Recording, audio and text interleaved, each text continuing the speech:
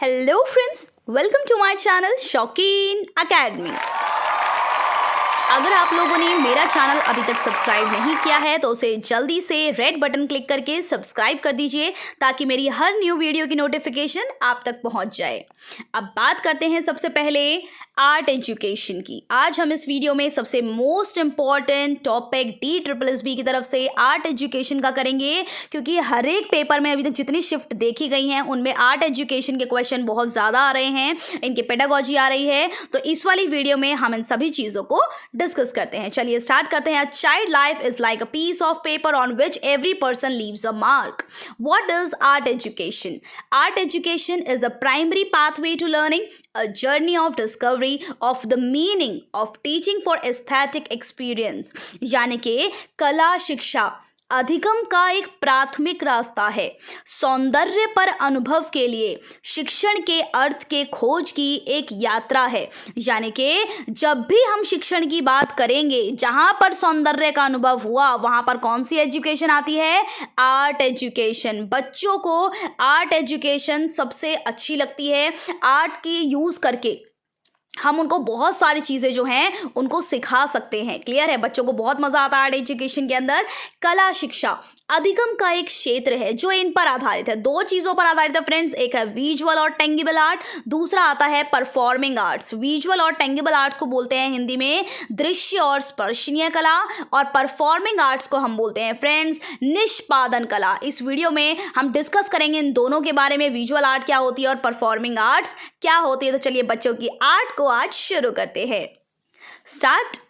दृश्य कला क्या है? एक कलाकार कागज पे, कैनवास पे, मिट्टी, धातु, पेंट, इन सभी चीज़ों का यूज़ करता है, ठीक है, जिन्हें सांचे में डाला जाता है या कुछ भौतिक या कला वस्तुओं को अर्जित करने में रूपांतरित किया जा सकता है। जैसे फॉर एग्जाम्पल चित्रकला, पेंटिंग, मूर्ति कला, ये सभी चीज़ें जब वो लोग बनाते हैं ना, इन सबको हम बोलते हैं विजुअल आर्ट्स, यानी कि दृश्य कला। जब वो किसी कागज़ की सहायता लेगा, मिट्टी से कुछ बनाएगा, पेंटिंग वगैरह करेगा, इन सभी को हम बोलते हैं विजुअल आर्ट। समझ में आ गया आप लोगों को विजुअल आर्ट में क्या क्या चीज़ें आती हैं? और भी बहुत सारी चीज़ें आती हैं, जैसे कि चित्रकला, पेंटिंग, मूर्ति कला, गहने, ये सब चीज़ें आती हैं आपकी रूपरेखा के अंदर। यानी कि रूपरेखा डिज़ाइन के अंदर गहने, मृत भांड, बुनाई और वस्त्र, इन्हीं पे से क्वेश्चन बनता है कि व्हाट इज विजुअल आर्ट। इनमें है कोई?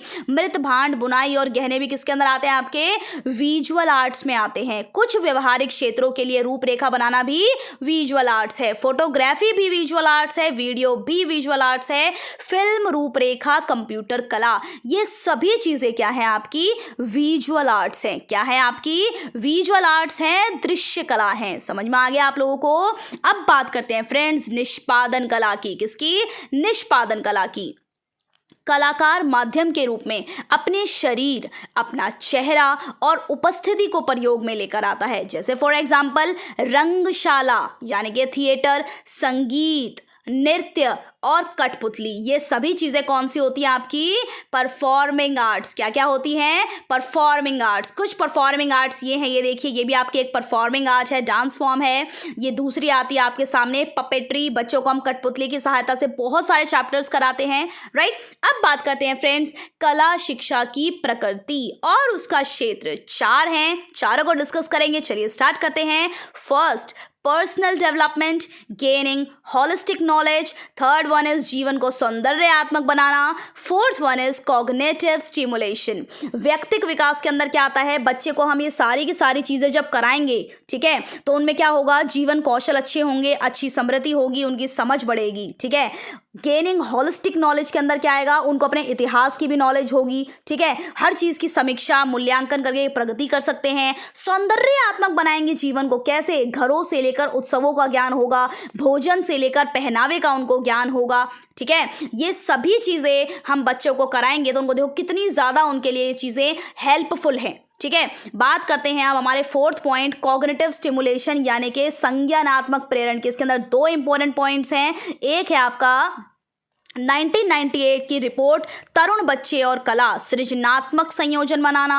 दूसरा इंपॉर्टेंट पॉइंट है इसके अंदर अधिगम और कलाएं सीमा पार गमन। ये कहता है कि मस्तिष्क की जांच जो है वो सिद्ध करती है कि जब संगीतकार संगीत बजाता है तब प्रमस्तिष्क किए जो ये वल्कन है हमारे दिमाग के सभी अंग सक्रिय हो जाते हैं। ये तो आपको पता होगा, जब हम म्यूजिक सुनते, जब हम सैड भी होते हैं ना, तो अगर हम गाने सुन लेते तो हमारा दिमाग जो है बिल्कुल सही हो जाता है, राइट। जब वो एक संगीतकार जब अपना संगीत बजाएगा तो ये सोचिए उसके दिमाग में कितनी सारी वो चीजें उठेंगी, राइट। ये देखिए दिमाग है हमारा, ये जो हमारा राइट हैंड साइड है ऊपर है तो आर्ट की ही तरह से पूरा भरा हुआ है, राइट। दृश्य कलाओं की आवश्यकता और महत्व। अब इसके अंदर एक इंपॉर्टेंट पॉइंट ये था, ये क्वेश्चन बन सकता है कि दृश्य कला पाठ्यचर्या का एक महत्वपूर्ण अंग क्या है, तो वो अंग है आपका दृष्टि। क्या है आपका अंग? दृष्टि। दृष्टि क्यों इंपॉर्टेंट है? क्योंकि जब बच्चा वास्तविक पदार्थ का ऑब्जर्वेशन करता है उसके बाद अपनी कल्पना के आधार पर उसकी एक तस्वीर बनाता है, इसीलिए दृष्टि बहुत ज्यादा इंपॉर्टेंट है। ठीक है फ्रेंड्स, अब ये देखिए, helping students find a path to purpose is one of the noblest aspect of teaching. यानी कि जब हम बच्चों को देखिए कैसे पढ़ाते हैं, आर्ट एजुकेशन से क्या है बच्चों को बहुत ज्यादा मजा भी आता है, राइट। अब बात करते हैं हम बाल कला की समझ की। इसमें भी एक क्वेश्चन आपका बनता है दृश्य कला के ऊपर कि जो फर्स्ट एक्टिविटी है क्रेयॉन्स और पेंसिल के साथ, वो क्या कहलाती है? स्क्रिबलिंग कहलाती है, यानी कि हिंदी में उसको बोलते हैं घिसना। जो प्रथम जो उसकी एक्टिविटी होती है क्रेयॉन्स और पेंसिल के साथ, क्या कहलाती है? वो स्क्रिबलिंग।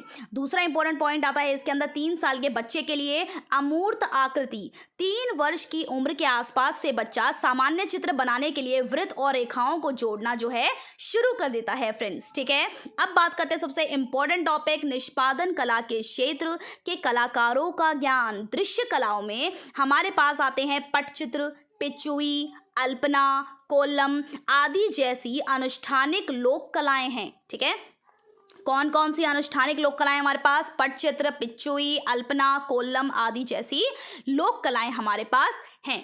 अब बात करते हैं समकालीन कलाएं। कोल्लम और अल्पना केरल और पश्चिम बंगाल की सतह चित्रकारी है, फर्श पे जो है ये बनाई जाती है वाइट वगैरह से, चौक वगैरह जो होता है ना चावल का कुछ ऐसे बनाते हैं ये। फुलकारी पंजाब की कशीदाकारी है। तीसरा आता है हस्तखंड छपाई जो कि सांगनेर में है। ये देखिए ये अल्पना की फोटो है, ये देखिए इस तरीके से बनाए जाते हैं ये। बात करते हैं अब निष्पादन कलाओं में, ये आपको अच्छे से रट्टा मारना है। शास्त्रीय संगीत हिंदुस्तानी और कर्नाटक शैली। शास्त्रीय नृत्य में क्या आता है? कथक, भरतनाट्यम और कथकली आदि। क्षेत्रीय संगीत सूफी, बाउल, गिद्दा आदि। क्षेत्रीय नृत्य में क्या आता है? भांगड़ा, रास, बिहू आदि। कठपुतली में क्या आता है? दस्ताना वाली पुतली जैसे पावा, कथक कला, साखी, कुंडेई, नाचा आदि। ये सब कठपुतलियों के प्रकार हैं आपके। परफॉर्मिंग आर्ट्स में आपको समझ में आ गया क्या क्या चीजें आती है? शास्त्रीय संगीत, शास्त्रीय नृत्य, क्षेत्रीय संगीत, क्षेत्रीय नृत्य और कठपुतली वगैरह। ये सारी की सारी चीजें किसके अंदर आती हैं? आपकी निष्पादन कलाओं में आती है, यानी कि द परफॉर्मिंग आर्ट्स में ये सभी चीजें इंक्लूड होती हैं। ठीक है फ्रेंड्स, अब बात करते हैं समकालीन कलाकार और कारीगरों की। इनको भी आपको अच्छे से दिमाग में रखना है। वनमाली महापात्र ने क्या वो करा था? गंजीफा कार्ड के लिए मशहूर हैं। विजय जोशी किसके लिए मशहूर हैं? फाड़ चित्रकारी के लिए। गोकुल बिहारी पटनायक किसके लिए मशहूर हैं? पटचित्र के लिए। अब्दुल जब्बार खत्री किसके लिए मशहूर है? बांधनी यानी कि बांधना और रंगना के लिए। फिरदौस अहमद ज्ञान किसके लिए मशहूर हैं? पश्मीना की शॉल बुनाई के लिए मशहूर हैं। काकूबेन लाला भाई परमार किसके लिए मशहूर है? गोटा पट्टा के लिए मशहूर है। तो अगर इनमें से किसी का भी नाम आ जाता है कि फाड़ चित्रकारी के लिए कौन मशहूर है, तो आप लिख सकते हैं विजय जोशी। पट चित्र के लिए कौन है? गोकुल बिहारी पटनायक जी हैं। पश्मीना की शॉल बुनाई के लिए कौन मशहूर है? फिरदौस अहमद ज्ञान मशहूर है। तो समझ में आ गया आपको, इसको स्क्रीनशॉट ले लीजिएगा, इसको याद कर लीजिएगा। क्लियर है। अब बात करते हैं परफॉर्मिंग आर्ट्स के कुछ कलाकार यानी कि लोक गायक। कौन कौन से लोक गायक है दिमाग में रख लीजिए परफॉर्मिंग आर्ट्स के? अल्लाह जिलाई बाई, पम्मी बाई, तीजन बाई, ये तीनों बाई हैं, अल्लाह जिलाई बाई, पम्मी बाई, तीजन बाई, बाई बाई बाई, तीन नाम आपको बाइयों से ऐसे याद हो जाएंगे। याद रखिएगा पीछे बाई आ रहा है, अल्लाह जिलाई बाई, पम्मी बाई, तीजन बाई कौन है? ये निष्पादन करने वाले कुछ कलाकार हैं। रसमई बालकृष्णा, भोपा, पवनदास बाउल, ये तीन नाम और याद रख लीजिएगा। तो 6 नाम आपको टिप्स पे ये हो जाएंगे। ठीक है, एक और इंपॉर्टेंट टॉपिक आपका लोक नृत्य समूह, ये 9 आपको अच्छे से याद करने हैं। गरबा कहाँ का है? गुजरात का। नामजैन हिमाचल प्रदेश का। किन्नौरी नाटी हिमाचल प्रदेश कुल्लू का है। देरतली मध्य प्रदेश का है। चरकुला नृत्य उत्तर प्रदेश का है। लावणी और तमाशा महाराष्ट्र का है। थांगता मणिपुर का है। चांगलो नागालैंड का है। क्लियर हो गया आपको कि ये सारे के सारे लोक नृत्य समूह, नृत्य पे हर बार क्वेश्चन आ रहा है, इसीलिए इसको अच्छे से आप एक बार देख लीजिएगा। गरबा, नामजैन, किन्नौरी नाटी, देरतली, चरकुला, लावणी, तमाशा, थांगता, चांगलो, ये कहाँ का है? ये आप अच्छे से याद कर लीजिएगा। इसका स्क्रीनशॉट ले लीजिए, 2-3 बार इसको पढ़ोगे तो दिमाग में आपके वैसे ही ये रट जाएगा। क्लियर है फ्रेंड्स? गरबा गुजरात का, नामजैन हिमाचल प्रदेश का, किन्नौरी नाटी हिमाचल प्रदेश कुल्लू का, देरतली मध्य प्रदेश का, चरकुला उत्तर प्रदेश का, लावणी और तमाशा महाराष्ट्र का, थांगता कहाँ का है? मणिपुर का, और चांगलो कहाँ का है फ्रेंड्स? नागालैंड का। ये 9 थे आपके लोक नृत्य समूह। ओके, वाओ, वेल डन, आपने ये वाली यूनिट बहुत अच्छे से कवर कर ली है। अगर आपको ये याद हो गई है तो वेरी गुड। अब बात करते हैं यूनिट नंबर 2 की, दृश्य कला तथा शिल्प की। इसके अंदर हम डिस्कस क्या क्या करते हैं, चलिए स्टार्ट करते हैं। कला के कुछ आधारभूत सिद्धांत। इस वीडियो में हम डिस्कस करेंगे सिर्फ और सिर्फ रेखा के बारे में। आगे के जो पॉइंट्स हैं हम पूरे उसमें कवर करेंगे अपनी सेकंड वीडियो में। इस वीडियो की कम से कम 3 या 4 पार्ट्स बनेंगे, लेकिन जो मोस्ट इंपॉर्टेंट जो पार्ट है ये वाला है। इसके अंदर जो नृत्य वगैरह हैं वो सारे इसके अंदर इंक्लूड हैं। तो चलिए स्टार्ट करते हैं। रेखा, आकार, रंग, स्थान, बनावट। रेखा, आपने सिर्फ रेखा सुनी होगी, लेकिन ये नहीं पता होगा कि हर एक रेखा का एक अलग ही मतलब होता है। जैसे क्षैतिज रेखा किसको दिखाती है? विस्तार को दिखाती है। किसको दिखाती है? विस्तार को दिखाती है। जैसे फॉर एग्जांपल सड़क या फिर रेलवे लाइन। ठीक है, खड़ी रेखाएं किसको दिखाती हैं? सामर्थ्य या फिर महानता को दर्शाती हैं। जैसे फॉर एग्जांपल लंबे भवनों को दिखाती हैं। तिरछी रेखा किसको दिखाती है? गति को दिखाती है। जैसे पहाड़ों को, नृत्य चेष्टाओं को दिखाती है। मुड़ी हुई रेखाएं किसको दिखाती हैं? सौंदर्यात्मक आकर्षण देती हैं। जैसे फूल, बादल वगैरह। धाराओं को सूचित करती हैं रेखाएं, जीवन के चिन्ह को दिखाती हैं। ठीक है, टेढ़ी मेढ़ी रेखाएं हमें सूचना देती है। जैसे फॉर एग्जांपल उपग्रह की, धाराओं की, इन सब चीज़ों की हमें सूचनाएं देती है। तो आपको याद हो गया होगा ये रेखाएं कितने टाइप्स की और उनमें क्या क्या हमें इससे इंफॉर्मेशन मिलती है। क्षैतिज रेखा किसको दिखाती है? विस्तार को। खड़ी रेखाएं सामर्थ्य और महानता को। तिरछी रेखा दिखाती है गति को। मुड़ी हुई रेखाएं दिखाती है सौंदर्यात्मक आकर्षण को। धाराओं को सूचित करती हैं, जीवन के चिन्ह को दिखाती हैं।